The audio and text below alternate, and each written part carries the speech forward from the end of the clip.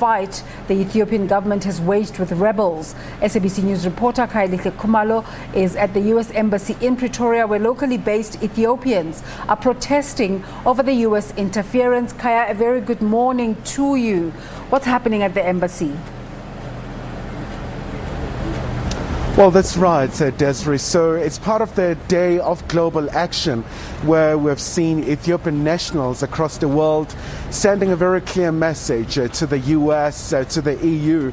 So they are saying they don't want to see a foreign intervention. And we know that for some time, the issue around the conflict in Tigray has been such a very dominant story. So as you can see the background here, that they're really sending a very clear message. You can see, Desiree, that particular really just well-written words. They're saying US and EU, hands off Ethiopia, #no more. So once again, they're here to convey this very important message, and so many other parties as well, they're here as well. Let's hear from one of the people who's here to sympathize with the protesters, Desiree, from the PAC. So, sir, tell us more about your presence here. Why is it so key for you to be here and really just pledging solidarity with the Ethiopians today?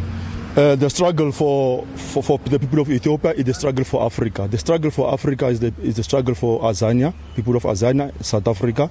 So as a Pan-African movement, we are saying Africa is for Africans, from Cape to Cairo, Malagasy to Morocco. So what is happening there in Ethiopia, a democratic elected government there, which was elected, we were very angry the fact that the Americans or foreign are supporting these terrorists in Ethiopia, which is creating problems. You will remember that the very same Americans, they have attacked Libya, which today our people are enslaved in Libya. The very same Americans, they've sanctioned Zimbabwe. Illegal sanction, they've imposed sanction against Zimbabwe, and the people of Zimbabwe are suffering because of this very sanction. Now, the story of Ethiopia, coming back to Ethiopia, I mean, they have to respect the democratic elected government. More than 120 million of Ethiopians who voted for this current government, and then they are support, which is a democratic government. Now, 6 million people who decided to wear government for more than 27 years. They were government, the democratic people, they were in government for 27 years. Now they've been removed. They must accept defeat. They must accept the democratic elected government. Therefore, we are saying as well, America must stop supporting terrorists with arms, must also stop sending mercenaries there to support because our people are struggling there and they are suffering. Right now we'll find out there's going to be poverty because of this conflict. Right. So the PAC stand with the Ethiopian people. All right, thank you so much. Maybe let's try and hear from you guys how you're feeling about today, and maybe just the impact of the conflict. Let's hear from you, sir. Very good morning to you. Maybe just give us an indication, how has the conflict really affected you? Okay, let's hear from others. Let's hear from you, sir. Well, quite a lot of people shy here, but maybe just tell us, sir, about the importance of today's gathering in the context of these demonstrations that we've seen in so many parts of the world. Why is it key for you to come to the diplomatic mission of the US and sending this message? Yeah, especially this is a global, there is a global #NoMore. So American, they are supporting the terrorist group, which is TPLF. They're ruling 27 years, Ethiopians.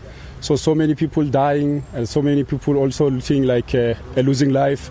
So Africa to be united. Supposed to be Africa is a united, especially before. So Ethiopia, which is the country that uncolonized the country. So the history also, to save all Africans, you should have to wake up and stand to support Ethiopia. So they're coming from 9 provinces, South Africans, all Ethiopians, Africans, brother. So we are here.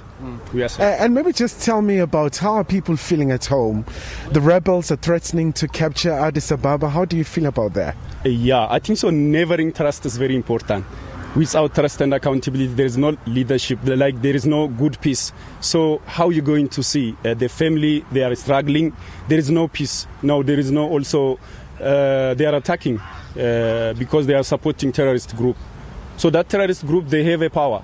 when you have a power, just you go into attack, you lose your life and your family destroy. So we don't need to support. We need to stop. So Africa, they have the rule on our rule.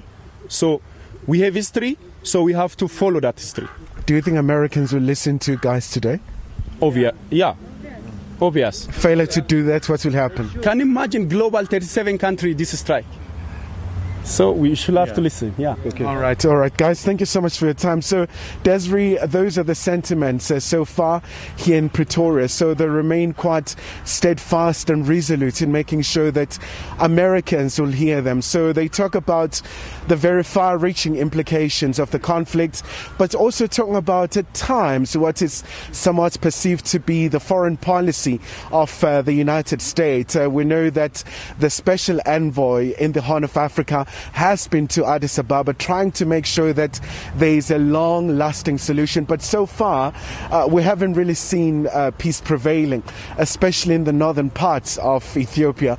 And of course, Prime Minister Abiy Ahmed has been trying to quell the terrorists, but it hasn't worked because it's a very complex situation. At some point, there were growing calls for the humanitarian aid to be allowed to pass and be able to assuage and alleviate the predicament of the people of the Tigray region. Kaya, thank you so much for that update. An important civic action putting pressure on governments to get involved in Ethiopia.